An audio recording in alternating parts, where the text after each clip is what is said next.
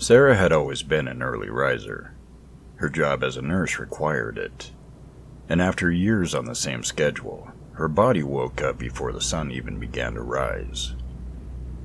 This morning was no different. As she shuffled into the kitchen, she flicked on the light and set the kettle to boil. While waiting for her tea, Sarah glanced out the window. It was still dark outside, but she could just make out the silhouette of a large oak tree in her backyard, its branches swaying gently in the pre-dawn breeze. But something was different today. There, among the leaves, she saw a figure. Her heart skipped a beat. It looked like a person, standing perfectly still in the tree. She blinked and rubbed her eyes, but the figure remained. It was too dark to see any details, just a shadow among the branches. Trying to shake off the uneasy feeling, she turned away from the window and busied herself with her tea. As the water boiled, her curiosity got the better of her. She returned to the window and looked again. The figure had moved closer. It was now standing on the edge of the tree line, seemingly staring straight at her. Sarah felt a chill run down her spine. She considered calling the police, but the figure hadn't done anything yet.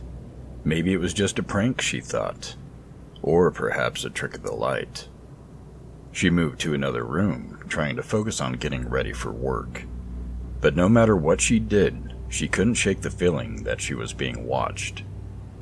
She checked all the windows and doors, making sure everything was locked. When she finally stepped outside to leave for work, the air was crisp and cool. She glanced at the tree one last time. The figure was gone. With a sigh of relief, she got into her car and drove away. The day at the hospital was long and exhausting. By the time Sarah returned home, it was almost dark.